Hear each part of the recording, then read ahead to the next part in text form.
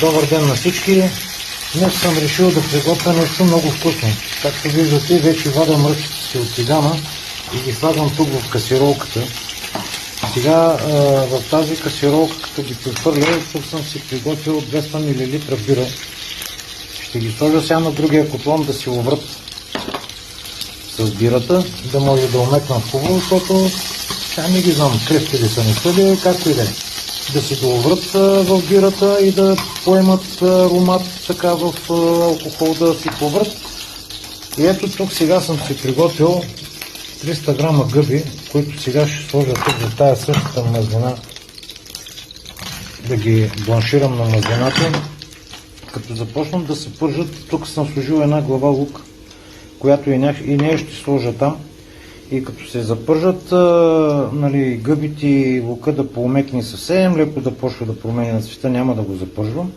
Ще ги извадя в отделен съд и след това тук ще си изпържа и този сладък картоф на купчета нарязан.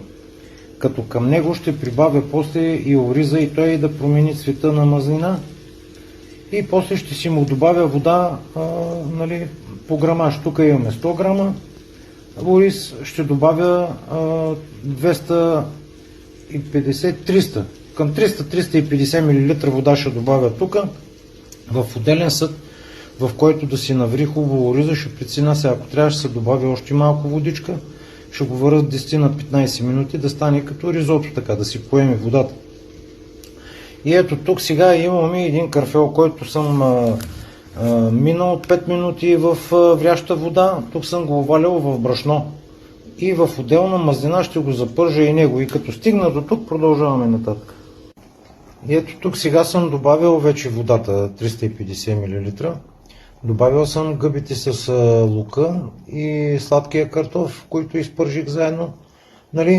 И сега ще ги оставя да къкрат бавно. Ще сложа сега капака да са по-бавен огън, да не се изпарява водата, да си кръкат вътре, защото и като захлупа ще се вари.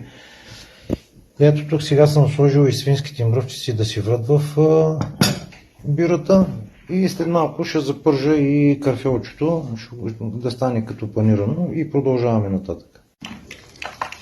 И ето тук сега да покажа ризотото, вече почти е готово. Още малко, до тук 10 минути. Значи ще го оставя още хубаво, още малко да поври. Опитах ориза, още е дрождав.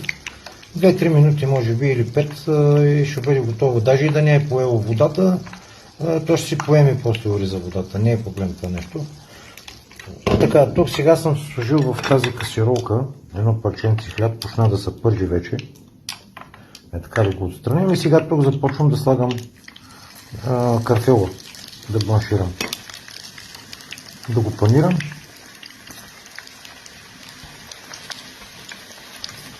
Така по-малко ще слагам да мога да му смогвам, защото бързо ще го вада. Като видя, че тръгва да става, вада 4 парченца, после пак слагам, малко бавничко ще стане, но за сметка на това ще стане вкусно.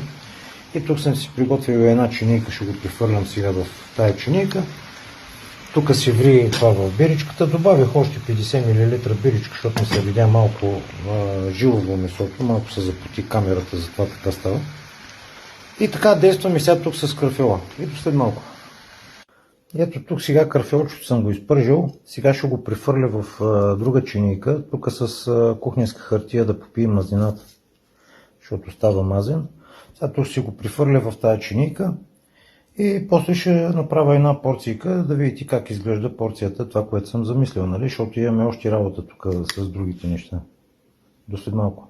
И сега в това тиганче съм сложил малко олио, колкото за лъжица и половина така с връх брашно. И това брашно сега ще го запържа тук в олиото. То сега става на бучки, но като почне да се пържи няма да е така на бучки. Даже ако трябва ще добавя още малко мазнина. И ето тук в касиролката ми остана сега от бульона от бирата, дето вря месото. После ще ползвам него и ще ползвам и малко вода. За да може да стане горе-долу като за сос. Като към този сос ще добавя месото.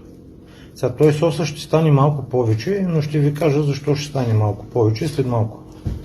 И ето тук сега добавих бирата, добавих и месото вътре, сложих една щипка черен пипер и една много равна чайна лъжичка сол. Към това нещо тук добавих и 100 мл готварска сметана, такава от кутийка, 20%. И сега това нещо ще го оставя малко още да се сгъсти, защото още малко е рядко. И след малко ще направя порцийка да ви покажа. И ето на финала сме вече и да покажа порцийката. Значи тук имаме карфелче, много така хубав златист цвят, не съм го припържал много, защото изсъхва. Тук имаме ориз с гъби и сладък картоф. Тук имаме вече готовото месо в соса с сметаната и бирата. И сега тук има в тиганите още. Ще си слагаме за вечеря. Това ще ни е вечерята, зелева салата. И това е. Бързо, лесно, вкусно е. Направете си, ще ви харесва. Лека вечер на всички.